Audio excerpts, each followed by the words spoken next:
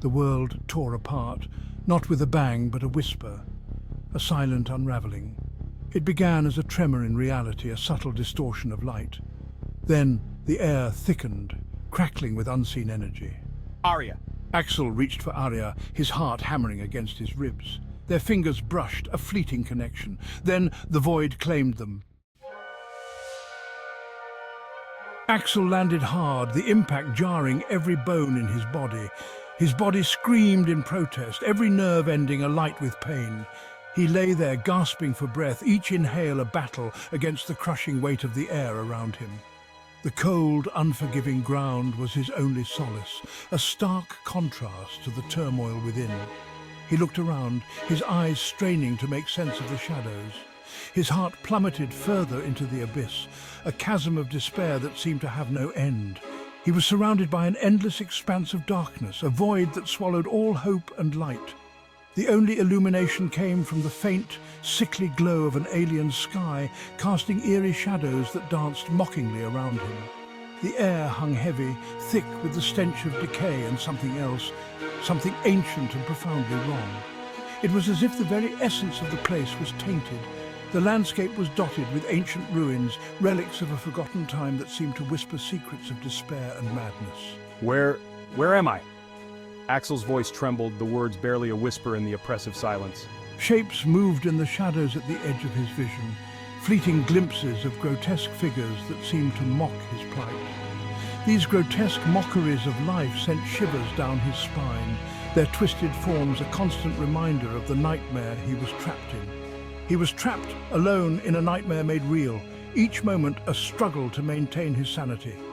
Each breath was a struggle, the air thick and suffocating, as if the very atmosphere conspired against him. Every movement was an agonizing effort against the oppressive weight of the void, his limbs heavy and unresponsive.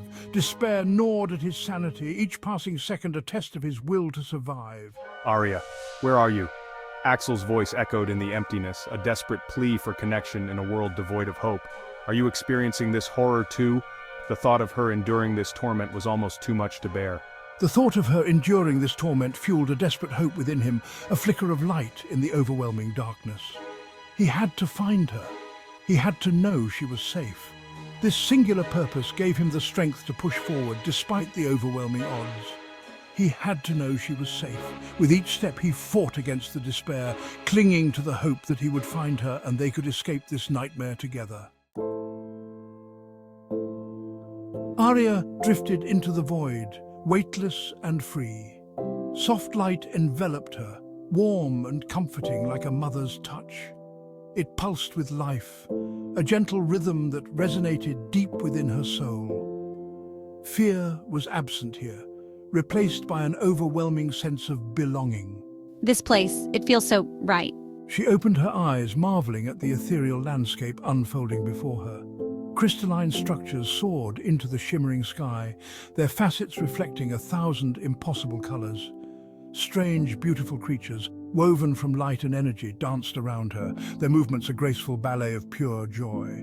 It's beautiful. The void spoke to her, not in words, but in emotions, in pure, unfiltered understanding. It whispered of ancient knowledge, of interconnectedness, of a truth beyond human comprehension. She was home, cleansed and whole. But where was Axel? A shadow of concern flickered across her newfound peace. Axel picked himself up, his body aching, his spirit broken. The weight of his past mistakes and regrets bore down on him, making each step feel like a monumental effort.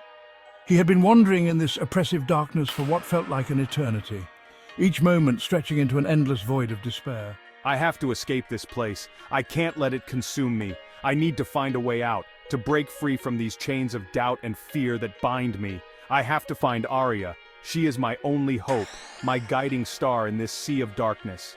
Without her, I am lost. But the void offered no landmarks, no direction, only endless, oppressive darkness.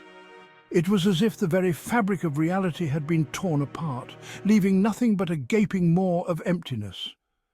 He stumbled forward, driven by a primal need to escape the suffocating despair. Each step was a battle against the overwhelming sense of hopelessness that threatened to swallow him whole.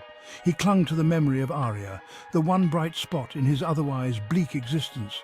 Her image was a lifeline, a beacon of hope that kept him going even when everything else seemed lost. Her laugh, her touch, her unwavering love. These memories were his sanctuary, a place where he could find solace and strength. It was a beacon in the encroaching darkness, a light that pierced through the gloom and gave him a reason to keep fighting, a lifeline to his sanity, a reminder that there was still something worth fighting for. But doubt, insidious and cold, began to creep in. It whispered in his ear, sowing seeds of uncertainty and fear. Had it all been real? Our love, our life together? Or was it nothing more than a cruel trick of my tortured mind? Could I trust my own memories? Or were they just illusions crafted by my desperate heart? Was it nothing more than a cruel trick of my tortured mind? The thought gnawed at him, eroding his resolve and filling him with a deep sense of dread. Aria, bathed in the warm glow of the void, felt a pang of unease. She had been waiting for Axel, hoping that he would find his way back to her. But as time passed, her hope began to wane. Axel's absence was a gaping hole in her newfound serenity. She missed him terribly, and the thought of never seeing him again was almost too much to bear. She reached out with her mind, seeking his presence, his warmth. She called out to him, hoping that he would hear her and find his way back to her.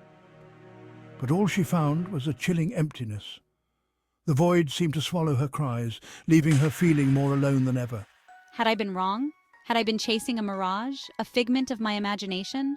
Was this paradise just another illusion, a cruel mockery of my deepest desires? Is this paradise just another illusion, a cruel mockery of my deepest desires? The thought was almost too much to bear, and Axel felt his resolve begin to crumble.